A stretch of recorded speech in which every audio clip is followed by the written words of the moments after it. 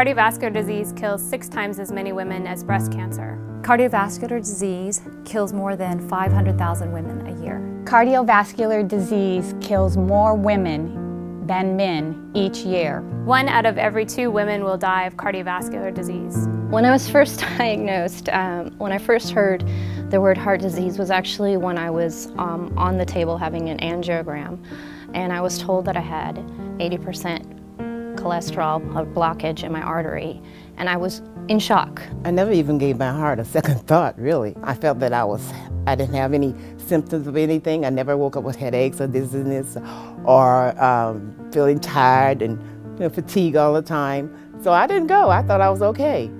But actually, I wasn't okay. I know my body really well, and I knew the symptoms I was having were real. I was having the chest pain and the squeezing and the radiating and the jaw pain. I started feeling pain shooting down my arm, actually both arms. I was shortness of breath, my teeth and jaw started hurting. I started having headaches, and I spent probably a few hours going through these symptoms before I finally had a girlfriend tell me that this was not something to take lightly. I was the one that didn't want to go to doctors. I just stayed away. I know that I should have gone earlier, sooner.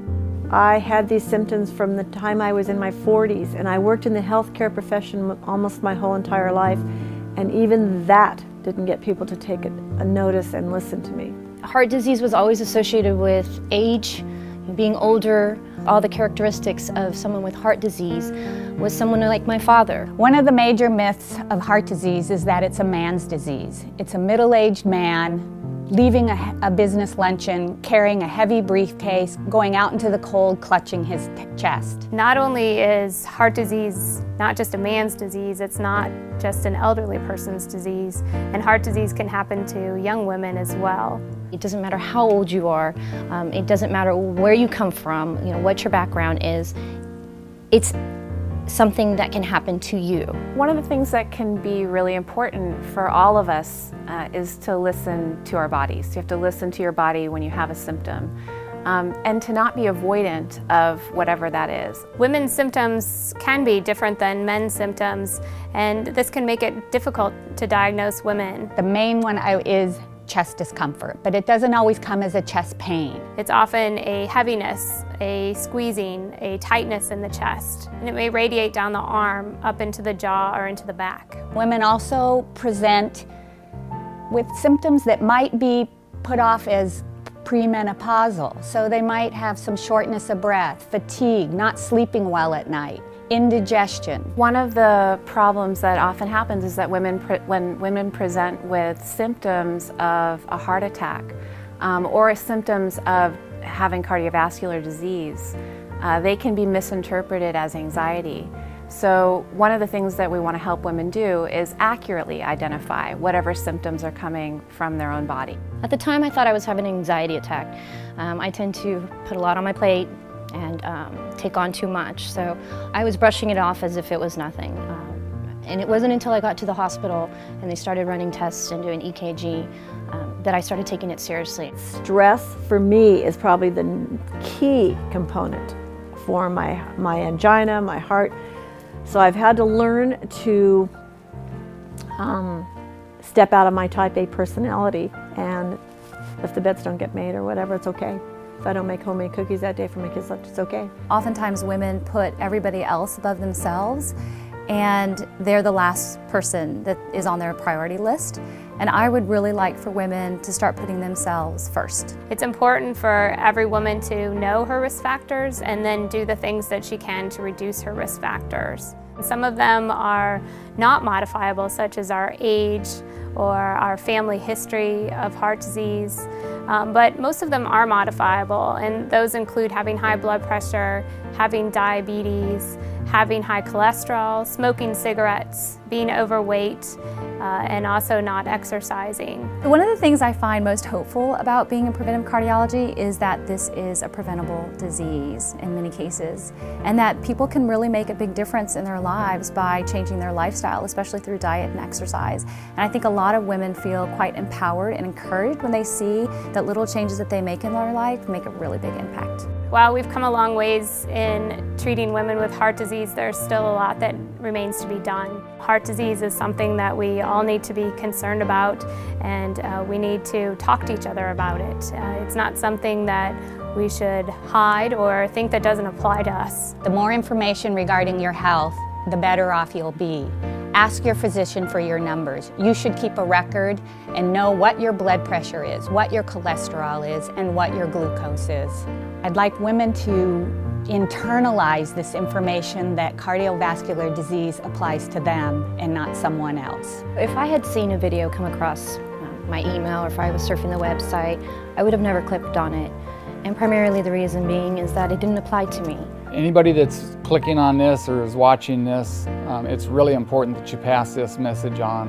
Until she had the heart attack, nobody took her seriously. So it's really important for your health and the health of either yourself or your spouse or your loved one that you pass this message on. I just want to say thanks to my mom for her inspiration. She's been great, motivational, encouraging me to exercise as well as eat healthy, making more appropriate food changes. Heart disease was not on my radar, but it is now. Share this message with friends and loved ones because it's a really important message to get out. Whether you want to use social media, the web, word of mouth, whatever it takes, please spread the word.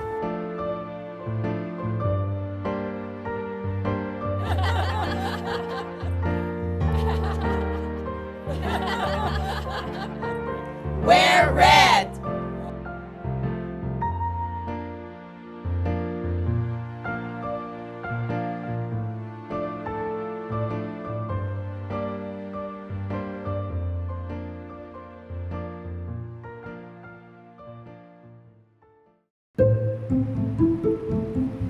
I'm a cardiologist and I specialize in advanced heart failure and transplantation at Stanford.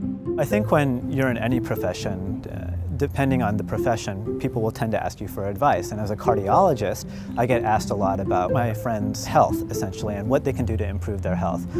And what I tell them is that the best thing they can do is exercise and diet consistently. But really what I'm doing is giving them the same advice that I'm giving my patients and that I'm giving you. I think the most important aspect that's overlooked by the public in terms of managing heart health is consistency. I think that people often think if I take care of myself 2 or 3 days a week, that'll be enough. And I think someone had said, you should only exercise on the days that you eat. And I think that's a pretty good aphorism to go by. So the best exercises in terms of the heart are aerobic exercises. For that reason, cycling I think is the exercise that I use the most. My worst habit in terms of taking care of my heart, I would have to say is consistency, like it is for everyone else. The thing that I do consistently is watch my diet, but I'm not so consistent with my exercise. I think the problem is that when you get into a routine, it's easy to exercise, but once you're out of a routine, for example, I just came off service for 2 weeks and I wasn't able to exercise consistently. I rode my bike to the hospital today and I almost passed out on the way. So I think that's the thing I need to work on the most. I tell my patients that they should, walk at least 30 minutes a day, 5 times a week. Even if I don't have the time to walk 30 minutes all at once, what I'll try to do is break it up into, 3 10-minute walks. That way you don't have to think of it as carving out such a large chunk of time. The best investment you can make in your health is to start now and to invest every day. Walk every day, watch your diet every day, because the earlier you start, the easier it'll be, and the more consistent you are, the easier it will be.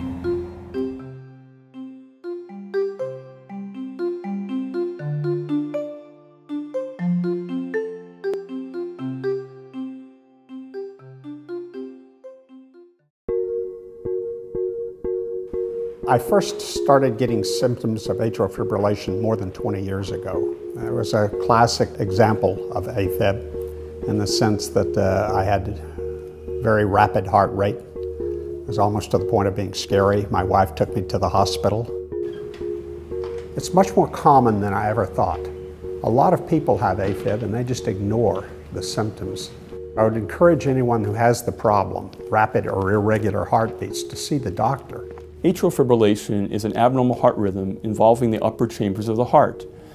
In atrial fibrillation, the electrical signal goes extremely rapidly in the upper chambers. I describe it as a windstorm or a sandstorm, just swirling around many hundreds of beats per minute. A lot of people have funny sensations in their chest, palpitations, flip-flopping in their chest, and they just ignore it or they don't know what it is. And they don't know that they may have a medical condition that's very treatable. The risk factors for developing atrial fibrillation include things like age. It's also more common in people who have hypertension or high blood pressure, people who have conditions like obstructive sleep apnea, obesity, things like that. Patients often don't feel well in atrial fibrillation, and it is the most common arrhythmia that affects adults in the U.S. It's very important to make the diagnosis of atrial fibrillation. For some patients, atrial fibrillation presents a significant stroke risk. For other patients, it's really the explanation for symptoms that have really gone undefined. So they may have felt fatigue or shortness of breath with exertion that they never really realized why they were having those symptoms. I think Stanford is unique in terms of our ability to take a look at the patient as a whole. We generally look at what the patient wants, what kind of medical problems they have. In addition, we can take care of the full spectrum of AFib, from the very early AFib to the very advanced AFib. The atrial fibrillation program at Stanford is unique because it provides some of the most extensive range of options for the treatment of atrial fibrillation today. When treatment first started for atrial fibrillation, surgical techniques involved opening the chest. Those have now been replaced by catheter ablation, which is a minimally invasive approach. We believe the catheter cryoablation technique is a better way to remove or isolate the electrical signals coming out of the pulmonary veins, which allows the patient to recover more quickly and return to their normal activities very rapidly. For many patients, the source of the atrial fibrillation may be much more diffuse and go beyond the region of the pulmonary veins. So as a result, we may need to use the ablation catheter in many different parts of the heart. With the advent of robotic catheter systems, we're able to very easily and very controllably place our catheter in different parts of the heart.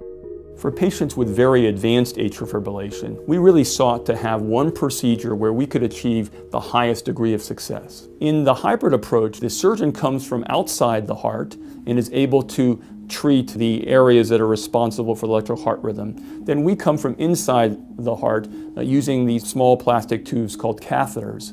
By treating the heart from outside the heart and inside the heart, patients with even the most advanced form of atrial fibrillation, we believe, will have the best results. I had the ablation about 3 years ago. In my case, it was very, very important from a lifestyle that I be able to be physically active. It was important for me to get the condition treated. Mr. Burkett's lifestyle changed dramatically after the ablation. He began to be more active. When I saw him after the ablation, he looked terrific. He really looked very fit and had gotten back sort of on the saddle again, if you will. I have a lot of hopes for the future in terms of AFib. I think one will hopefully have better medications that might have lesser side effects, be more tolerable, and be more effective. In addition, I think ablation will get better and continues to get better. And I think the paradigm may indeed change so that we're doing ablation a lot earlier in the course of patients before they even need to be on medicines, in some cases, or even cure their AFib early on. So I think the future for AFib is very bright.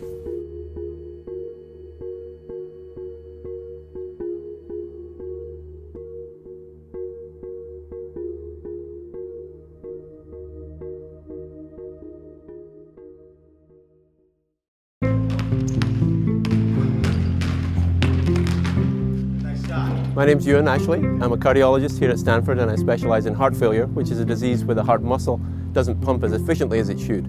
My friends are often asking me what they can do to keep their heart healthy, and so I tell them diet and exercise. And this doesn't need to be going to the gym, it doesn't need to be a gym membership, this can be walking. But do something every day. Do something for 30 minutes, get your heart rate up. It's good for your health, it's good for your heart, it's good for every organ system in the body. Basketball, of course, is one of the great American sports, and growing up in Scotland as I did not have the opportunity to play basketball. I grew up playing football or soccer, but I love the game of basketball. It's fast, it's furious. The idea of throwing the ball around the court is great, and it's a really social sport, so it's a chance to hang out with other friends and other cardiologists and try and keep ourselves healthy. The most important thing on a daily basis I think I do for my heart is to think about what I eat every time I eat. One of the things I often tell my patients is that if you're healthy on the inside, you're healthy on the outside. In particular, I'm known in my clinic as an expert on the heart and an expert in constipation. So start every day with a high fiber cereal. Have that with a banana in the morning and your day is off to an excellent start. My worst habit in thinking about heart healthiness is portion control. Everybody gets hungry, you have a long day at work, you head home and you're very hungry, and while you're starting to cook dinner, you start to eat, and you snack, and then by the time you're eating dinner you find you've already eaten enough calories for the whole dinner. My favourite food is unquestionably chocolate, but chocolate poses a problem for heart healthiness because you have to eat it in small portions. I think the fact that every day in clinic I see patients who have heart problems brings this home that the sort of behaviours that we have in everyday life can really affect how our heart functions, and the fact that decisions you make on an everyday basis can really affect how your heart is healthy and how you live your life can affect how long you might live.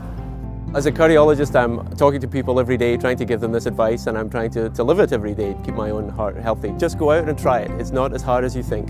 A little bit of exercise every day, a little bit of organisation, think carefully about your portion size and what you eat, and that'll keep your heart healthy and happy.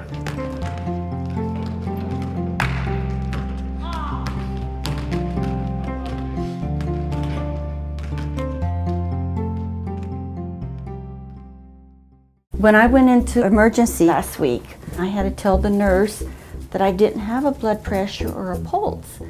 And she says, "What do you mean?" I says, "Well, I have the LVAD." And she said, "What's an LVAD?" So I had to tell her LVAD stands for left ventricular, I had never pronounced that correctly, device. I said, what it is, it says when the blood comes into your body, it goes in the left side, and then it's pumped out over to the right side. There is a little machine right underneath the heart, right underneath here. The wire goes into the heart, and then it has like a centrifugal force that it pulls the blood out and then pushes it up the other side on your heart. She says, "Do you mind if I listen to your heart or take your pulse?" And I says, "Go ahead." And she listened and listened, and then she felt, and she says, "You don't have a pulse or a heartbeat." And that's what she says. She said, "Well, I know you're alive because you're talking to me." I'm Donna Jackson. I just turned 68. I have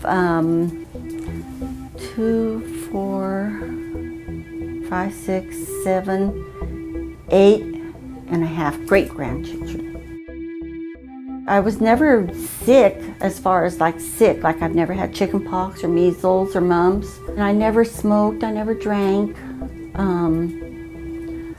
I just took care of my kids. I never once thought about my heart giving me problems. When I started having troubles, not being able to breathe and stuff, I went to the doctor. The doctor on call said, "Let's do another EKG." He says, "I don't like the way your EKG is looking." He did some tests and he said, "You're going to have a transplant." I came into Dr. Banerjee's about 2 weeks after I was told or something like that. It was real soon after I was told. And everything just hit me all at once. He was saying, "Well, your heart transplant or the LVAD or a defibrillator and this and that." And I was to the point where I just don't do nothing. Just let me go, you know. I have a little great-granddaughter that is 7 years old, and she watches everything that's going on. And she had already lost her 2 great-grandfathers and her other grandma. And she was talking to me one day about that. I don't remember how it came up or what was said, but she told me, she says, "Well, I don't want you to go like Grandma and Aunt Rose did." She says, "I want you to stay around for a while." So I said, "Let's try the LVAD." That's how I made my decision. It was scary at first, but now that it's done, and I've gotten used to it, I can do more things. I got where I couldn't even walk from my car to the front door without having to stop and sit down and, you know, take deep breaths, trying to get my breathing back. Now I walk all over Walmart, or I can, you know, and I don't get that way anymore. But I do what I want to do. Well, I do most of what I want to do. I'm working on some of the other things.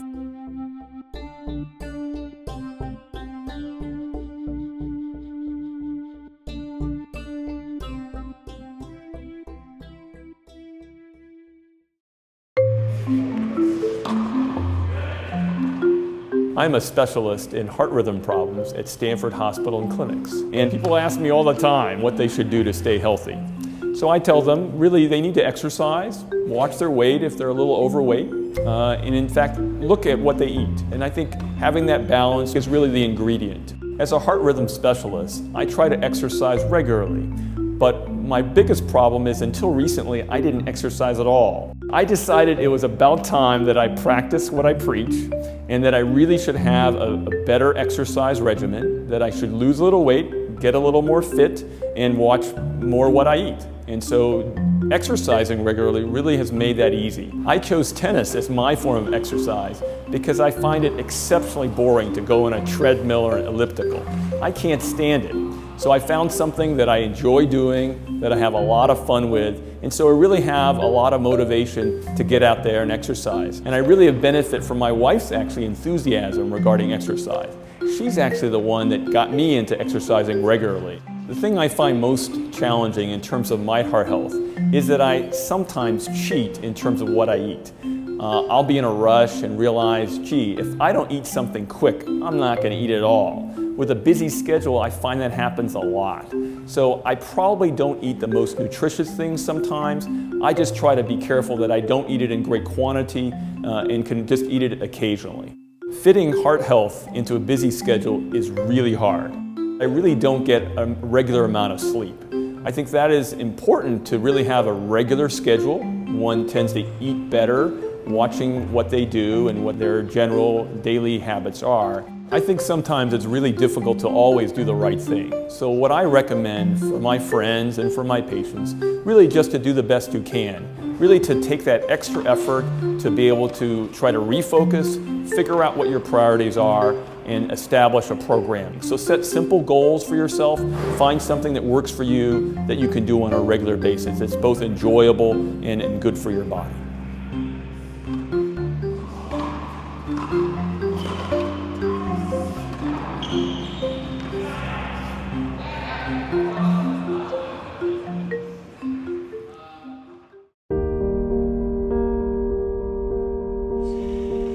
My name is Reina Robles. I'm 41 years old and I live in San Jose, California.